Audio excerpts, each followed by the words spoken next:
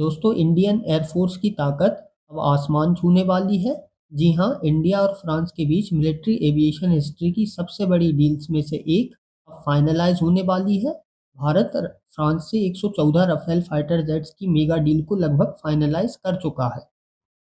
आज के इस वीडियो में हम 3.25 लाख करोड़ के historic multi role fighter aircraft programme की A to Z details discuss करेंगे।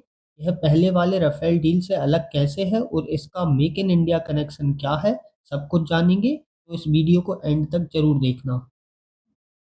तो आइए सबसे पहले समझते हैं कि आखिर करंट अपडेट क्या है। फरवरी 2026 में डिफेंस एक्विजिशन काउंसिल ने 114 फाइटर जेट्स की खरीद के लिए अपना अप्रूवल, जिसे एक्सेप्टेंस ऑफ नेसेसिटी कहते हैं, दे दिया था।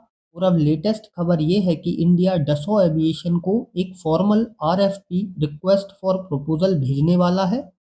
आइए इस वीडियो में हम इस डील के स्ट्रक्चर को समझते हैं। डील को एक बैलेंस्ड स्ट्रेटेजी के तहत दो फेजेस में स्प्लिट किया गया है। फ्लाई कंडीशन, जिसमें पहले 22 जेट सीधे फ्रांस से बनकर आएंगे, जो रेडी टू फ्लाई कंडीशन में होंगे। इसका मेन एम यह है कि आईएएफ की इमीडिएट स्क्वाड्रन रिक्वायरमेंट्स पूरी हो सके और कॉम्बैट रेडीनेस बनी रहे।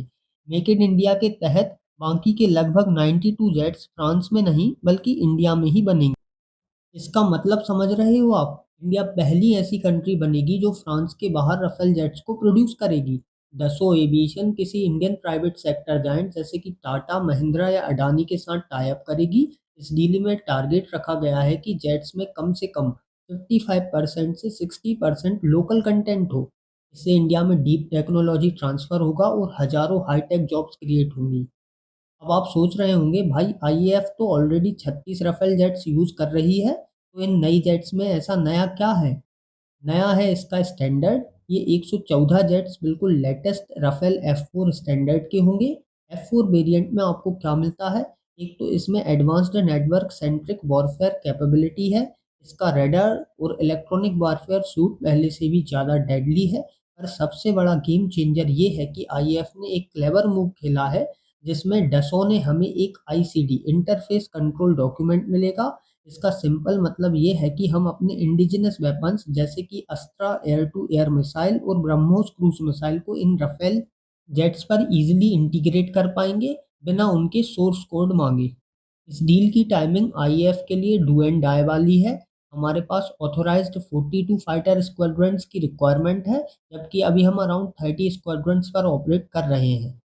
टू फ्रंट वॉर की थ्रेट को देखते हुए यह 114 एडवांस्ड फाइटर्स आईएएफ के लिए एक संजीवनी बूटी का काम करेंगे। जब यह कॉन्ट्रैक्ट फाइनल होगा और 2030 तक डिलीवरी स्टार्ट होगी, तो आने वाले दशक में इंडिया के पास टोटल 176 राफेल्स का आंकड़ा हो जाएगा, जिसमें आईएएफ के पहले वाले 36 और नेवी के 26 राफेल एम भी शामिल हैं। इसी के साथ भारत के रक्षा मंत्री आज advanced medium combat aircraft integration यानी AMCA integration and flight testing centre, naval systems facility, defence energetics, ammunition plants और ड्रोन सिटी का लोकार्पण पुट्टपर्ती, आंध्र प्रदेश। दोस्तों, ये थी 114 राफेल एमआरएफ डील की पूरी कहानी। क्या आपको लगता है कि ये deal make in India aerospace sector के लिए एक टर्निंग पॉइंट साबित होगी, या हमें अपने इंडिजिनस तेजस और एमका प्रोग्राम पर ही फोकस करना चाहिए? अपने थॉट्स मुझे नीचे कमेंट सेक्शन में बताएं।